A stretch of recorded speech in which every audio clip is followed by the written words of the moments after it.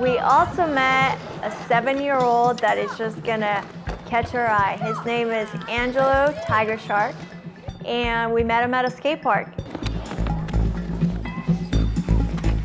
We are obviously at a skate park. It's an average skate park, but what's not average is that we have wheelchair skaters, such as your son. Tell us about wheelchair skating, just the sport itself, and how you guys found out about it.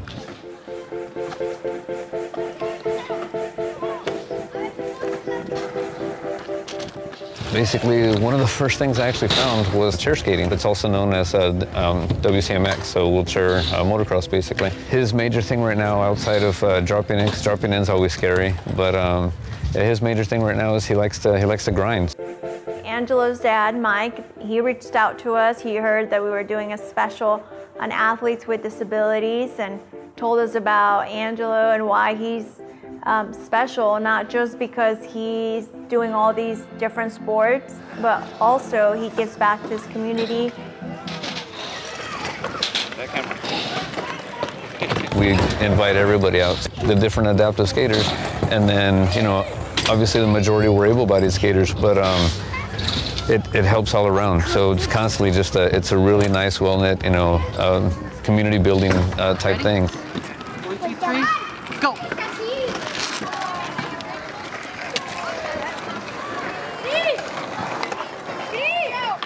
How did you get involved with wheelchair skating? When I first came here, I was a little nervous, but I fell a couple times before I got used to it, and then I've mostly adjusted. I think a lot of people are open-minded, but the difference between being open-minded and enthusiastic is the open-minded ones will give you kind of an opportunity, but they'll kind of run through the motions. We've been really fortunate with her karate teacher, the wheelchair skate community. Oh, yeah, I also used to do ballet. And that's right, oh, ballet, tap, jazz, what else? And so I'm curious, since you're saying tap, ballet, has she gone to a regular dance class and then they've adapted the moves for her, or, yeah? Yep, we went to, when we were in Virginia, there was a dance teacher that she had that adapted. We took the tap shoes, and when she was taking tap, everyone else was tapping, and she got tap shoes on her hands, and they put a little table, and so she'd tap with her hands and do the dances and different things like that. Oh, I love it. And again, that's kind of what I'm talking about with the enthusiasm. A lot of the other ones would have just had them sit in a corner, kind of do something up in the air, but to really be creative and provide those same opportunities to the fullest ability that they can.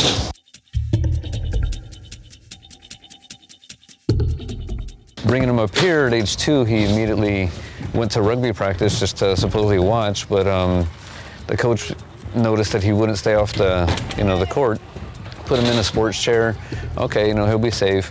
Big kid comes over and says, I'll scare him, you know, he won't come back anymore, and he went and rammed him at full speed. And then he slammed down, he looked at me, you know, looking like he's getting ready to cry, said, hit him back, you know, and he hit him back and started laughing, and then he wouldn't leave the big kid alone after that. So it's like, no, you didn't scare him off, you made a new friend.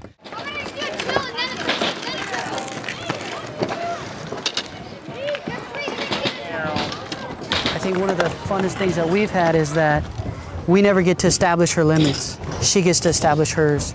So when we're first talking about stairs and we need to live in a single-story house or something like that, and then now 8 years later, Emma wants to live in a 2-story house because she loves climbing up and down the stairs. And it's fun, and it's amazing, and it's inspiring for all these things that we take for granted, and then to see how they overcome and adapt to their surroundings. It's just really amazing.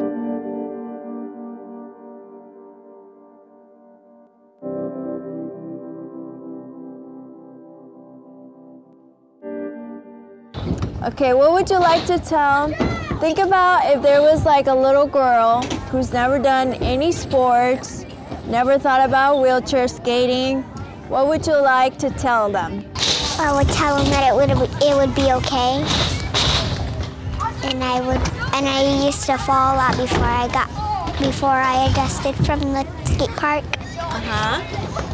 You've gotten good, right? Yes. So you can always get back up, and you can try always again. get better, and try again. Yeah.